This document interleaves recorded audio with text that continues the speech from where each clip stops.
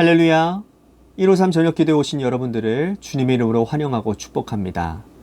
오늘 하루도 살아가는 동안 여러분들을 힘들게 하고 어렵게 했던 모든 환경들 가운데 상하고 또 지치고 또 낭망하고 쓰러졌던 여러분들의 마음이 오늘 기도하는 여러분들의 마음 가운데 주님이 임재하셔서 치료하시고 회복시키는 놀라운 은혜가 있게 되는 줄로 믿습니다.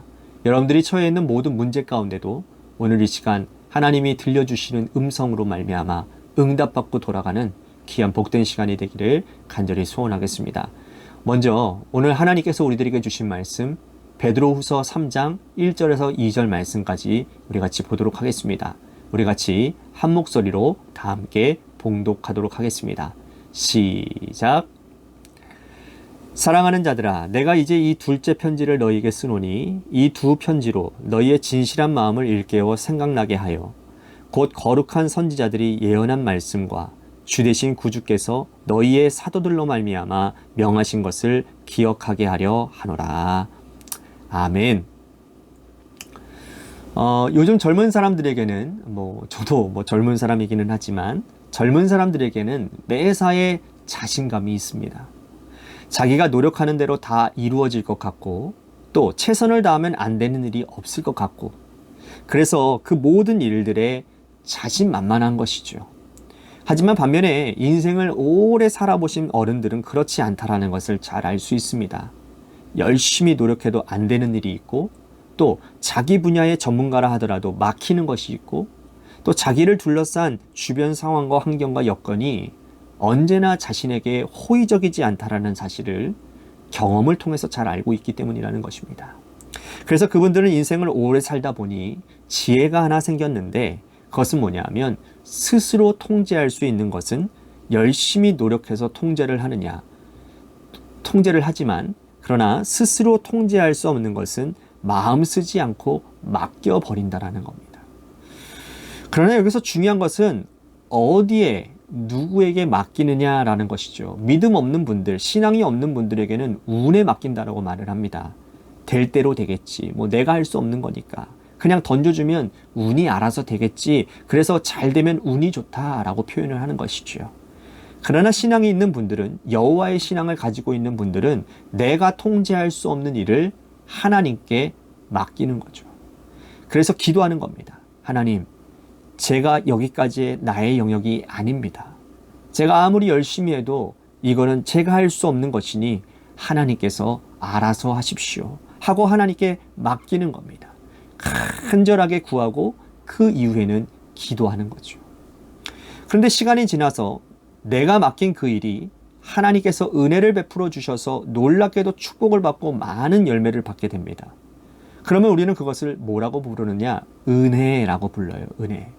내가 개입하지 않은 일, 내 힘으로, 나의 능력으로 할 수 없었던 일을 하나님께서 개입하셔서 많은 열매를 허락하시고 문제를 해결해 주셨다면 우리는 그것을 은혜라고 부른다라는 겁니다. 돌아보면 우리의 많은 부분들은 우리는 은혜를 많이 받은 자라고 생각할 수 있습니다. 이 세상에서 내가 스스로 통제할 수 있는 것이 몇 가지나 되겠습니까? 내 속으로 낳은 자식도 통제하지 못하는데 내가 내 마음조차도 통제하지 못하는데 스스로 통제할 것이 뭐가 있겠냐라는 거예요. 사실 아무것도 없다고 해도 과언이 아닐 것입니다. 그런데 돌아보면 하나님께서 매사에 은혜를 베풀어 주셔서 내가 하지 않은 일까지 주께서 축복해 주신 귀한 은혜가 오늘 우리의 인생에 차고 넘친다라는 거죠. 은혜를 입은 자가 가져야 될 중요한 태도가 있는데 그건 뭐냐면 은혜를 은혜답게 만들어가는 겁니다. 다시 말씀드립니다. 은혜를 입은 자가 가져야 될 가장 중요한 태도가 무엇이냐면 은혜를 은혜답게 만들어 가야 된다는 거예요. 하나님은 은혜를 주셨는데 우리가 은혜를 받을 만한 그릇이 되지 못한다면 하나님께서 은혜를 베풀어 주셨는데 그 은혜가 하나님으로부터 인한 것임을 알지 못하고 있다면 배은망덕하게 살아가고 있다면 이건 은혜 받은 자의 태도가 아니기 때문이라는 거예요. 오늘 베드로는 은혜와 지식 이 두 가지를 강조하고 있습니다. 은혜는 하나님께로부터 임한 것이고 지식은 은혜를 은혜되게 만들어가는 아주 중요한 도구가 된다는 거예요. 자, 우리가 읽은 1절과 2절 말씀을 다시 한번 보겠습니다. 사랑하는 자들아, 내가 이제 이 둘째 편지를 너희에게 쓰노니 이 두 편지를 너희의 진실한 마음을 일깨워 생각나게 하여 곧 거룩한 선지자들이 예언한 말씀과 주 대신 구주께서 너희의 사도들로 말미암아 명하신 것을 기억하게 하려 하노라.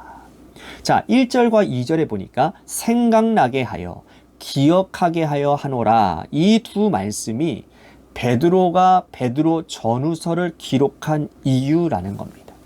베드로는 은혜를 많이 받은 사람이었습니다. 그는 갈릴리로 어부로 살았는데 그가 예수님의 제자가 되겠다고 따라가지 않았는데 주님께서 그를 찾아오셨다는 거죠.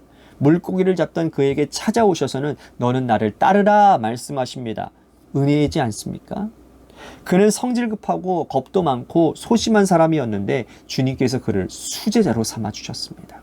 가는 곳마다 데리고 다니고 모든 것에 베드로를 우선권을 주셨어요. 이것 은혜 아니겠어요?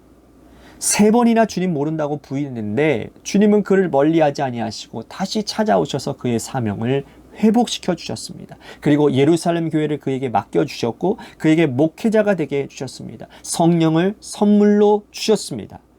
여러분, 돌아보면 은혜 아닌 것이 하나도 없는 겁니다. 베드로 인생 가운데. 그런데 그가 받은 이 놀라운 은혜를 그냥 흘려버린다면 후대에 대한, 그리고 은혜를 주신 그리스도에 대한 도리가 아니라고 생각을 했던 것이죠. 그래서 베드로는 요한을 통해서 마가복음을 기록하고 자기의 손으로 베드로전 후서를 기록했다라는 거예요. 생각나게 하려고. 그리고 후대에 오는 수많은 믿음의 후배들이 베드로가 경험한 예수 그리스도, 그가 경험한 하나님을 통해서 그들이 다시 믿음 안에서 세워지기를 원하는 마음으로 여러 성경을 기록했다라는 겁니다. 그는 은혜에서부터 시작해서 은혜를 은혜되게 하기 위해 지식을 거기에다가 추가한 것이죠. 예수님에 대한 지식, 하나님에 대한 지식은 자기 스스로 노력해서 가질 수 있는 것이기 때문입니다. 이어서 그는 그렇게 말을 합니다. 그 당시에 그릇된 종말론자들을 향하여서 잘못된 종말론에 현혹되지 말라라고 말을 합니다.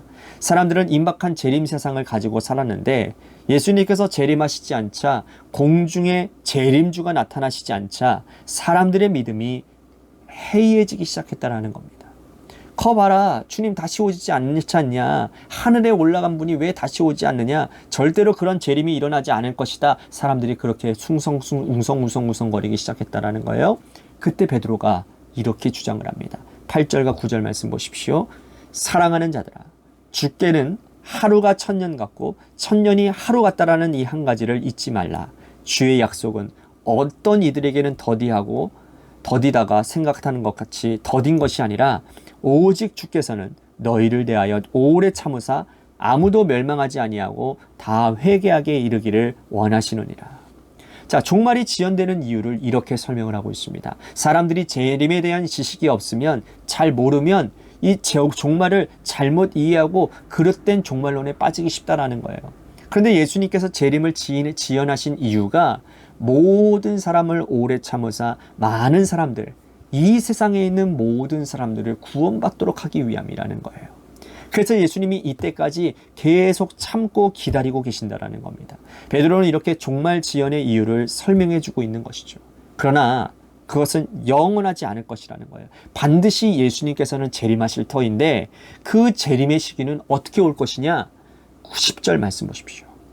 그러나 주의 날이 도둑같이 오리니 그날에 하늘이 큰 소리가 떠나가고 물질이 뜨거운 불에 풀어지고 땅과 그 중에 있는 모든 일이 드러나리로다.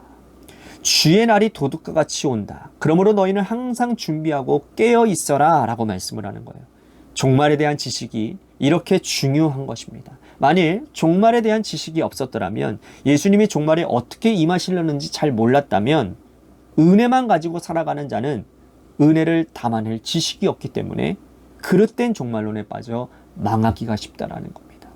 그래서 베드로는 지식을 가지는 것이 아주 중요하고 무척 중요함을 말씀하고 있습니다. 그리고 결론적으로 자신이 하고 싶은 말을 마지막에 하고 있는데요. 18절 말씀 보십시오. 오직 우리 주 곧 구주 예수 그리스도의 은혜와 그를 아는 지식에서 자라가라. 영광이 이제와 영원한 날까지 그에게 있을지어다. 우리 모든 성도들은 믿음의 성장을 이루어야 되는데 그 성장의 중요한 축이 뭐냐? 은혜와 지식이라고 말씀을 하는 거죠. 은혜는 하나님께서 주신 것이고 그 은혜를 은혜되게 만드는 것이 지식이라고 말씀을 하고 있는 겁니다. 어떤 사람들은 은혜에서 시작해서 지식으로 나아가고 또 어떤 사람은 지식에서 시작해서 은혜로 나아갑니다. 베드로는 은혜부터 먼저 받은 사람이었어요. 하나님에 대해서 잘 몰랐습니다. 예수님이 누구인지 잘 몰랐어요. 주님과 함께 3년 공생애를 동행하면서도 예수님이 십자가에 달려 돌아가시기 직전까지 예수님의 본질에 대해서 그는 잘 몰랐습니다. 그는 은혜부터 먼저 받은 자였어요. 그런데 성령 받고 난 이후에 주님에 대해서 하나하나 차근차근 알아가고 깨닫기 시작했습니다. 그래서 인생 말년에 베드로 전후서를 기록하면서 이제는 은혜와 지식 이 두 가지가 중요하다라고 강조하고 있는 겁니다. 반면에 바울은 반대였죠. 그는 지식으로부터 시작이 되어졌어요. 좋은 가문에서 태어났습니다.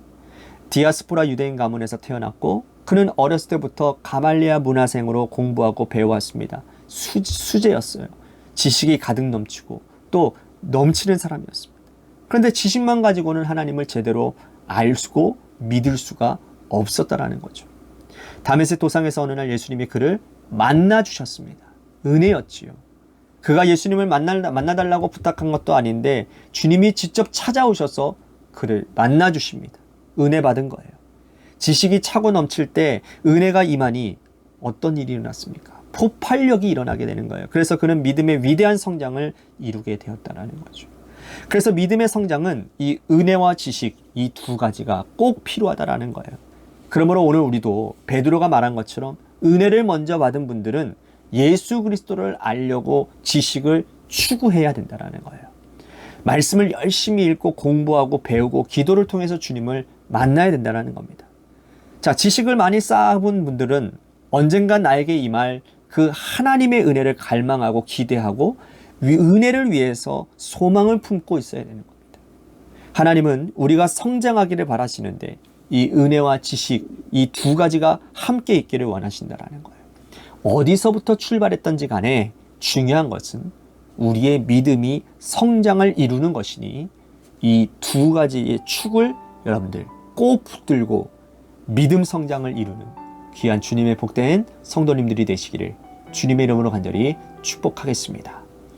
오늘 말씀을 생각하며 하나님, 내가 은혜가 충만하기를 원합니다. 지식은 있는데 은혜가 부족한 자들은 이 시간 하나님의 은혜를 구하고 은혜로부터 시작한 사람들, 그런데 하나님, 내가 하나님을 잘 알지 못합니다. 하나님의 말씀으로부터 오는 하나님 깨달을 수 있는 지혜를, 지식을 나에게 허락하여 주옵소서. 그래서 은혜와 지식이 잘 균형을 이룬 믿음의 성장을 이루는 귀한 복된 사람이 되기를 원합니다. 오늘 말씀을 생각하며 우리 같이 기도했으면 좋겠고요. 또한 교회를 위해서 기도했으면 좋겠습니다. 하나님께서 세우신 몸된 교회, 하나님의 은혜 가운데 지켜 보호하여 주시고 진리가 세워지고 또한 주님의 교회가 올곧게 세워짐으로 인하여 한 단계 더 성숙한 성장하는 교회가 될 수 있도록 인도해 주시옵소서.